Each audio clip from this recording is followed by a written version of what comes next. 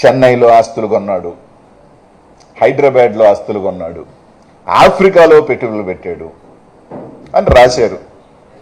సరే, నేను ఒకటి, ఇదే ఛానల్ వాళ్ళందరూ కూడా, లేకపోతే ఈ నాయకులు కానీ సోఫాస్ ఎవరైతే ఉన్నారో వాళ్ళందరూ కూడా ఈ ఆస్తులు నాయే, 1,000 కోట్ల ఆస్తి ఉందని, గూడూరులో ఉందని, చెన్నైలో ఉందని, బెంగళూరులో ఉందని, ఆఫ్రికాలో ఉన్నాయని, వ్యాపారాలు ఉన్నాయని చెప్తున్నారు కదా. వాళ్ళందరికీ ఈ పత్రికా విలేకరులు మీ ద్వారా నేను చంద్రబాబు నాయుడు గారికి అడుగుతా ఉన్నా, లేఖ కూడా రాస్తా కావాలంటే. 2028 సెప్టెంబర్లో నేను నా రాజకీయ ప్రవేశం, ఈ గంటకి నేను ఇక్కడ కూర్చొని మాట్లాడుతున్న టైంకి, నేను చెప్పేది 2024 గవర్నమెంట్ దిగిపోయిన టైంకి నేను కూడా మాట్లాడలా. ఈ గంటకి నేను మాట్లాడే ఈ క్షణానికి మీరందరూ నమ్ముతున్నారు కాబట్టి, ప్రజలను నమ్మించే ఒక కార్యక్రమం చేస్తున్నారు కాబట్టి, మీ పోలీసుల చేతనో, మీ ఎస్ఐల చేతనో, డిఎస్పీల చేతనో మీరు రాయించేది కాదు. ఒక సిట్టింగ్ జడ్జి ద్వారా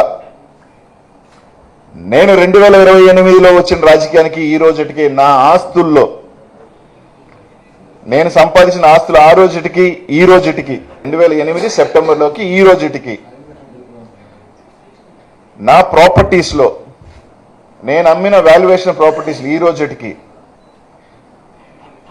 రూపాయి పెరుగున్నా, 1 రూపీ పెరుగున్నా, మీరు చెప్తున్న అనిల్ కుమార్ యాదవ్ కావచ్చు, నా కుటుంబ సభ్యుల మీద కావచ్చు, మీరు చెప్పిన నా 5-6 మంది బినామీల పేరు మీద కావచ్చు, ఎవరి పేరు మీద ఉన్నా కూడా ఎంక్వైరీ చేయండి.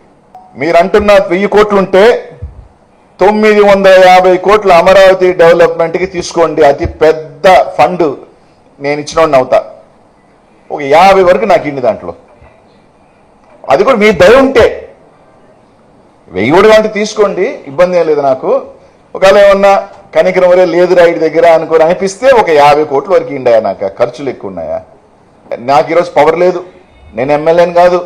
ఒక సిట్టింగ్ జడ్జిని వేసి అనిల్ కుమార్ యాదవ్ ఆ రోజుకి ఈ రోజుకి, ఆ రోజున్న ఆస్తులు ఇస్కాన్ సిటీలో ఉన్న పొలాల వాల్యుయేషన్ ఈ రోజు ఎంత, ఈ రోజు ఆయనకు ఆస్తులు ఎంత కొన్నాడు, ఆయనే కాదు మీరు చెప్తున్న ఆయనకున్న 5 మంది ఏదైతే పేర్లు వేస్తున్నారో వాళ్ళ పేర్ల మీద ఆస్తులు కానీ ఎంక్వైరీ చేయండి.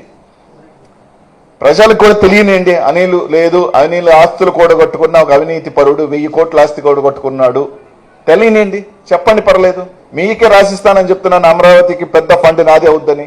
నేను రోజు అడుగుతున్నా, let's call for a sitting judge enquiry నా ప్రాపర్టీస్ మీద. మీరు ఊరికేనే చెప్తున్నారు కదా గవర్నమెంట్ మీది, అంతేగాని మీ పోలీసుల ద్వారా అవుతుంది.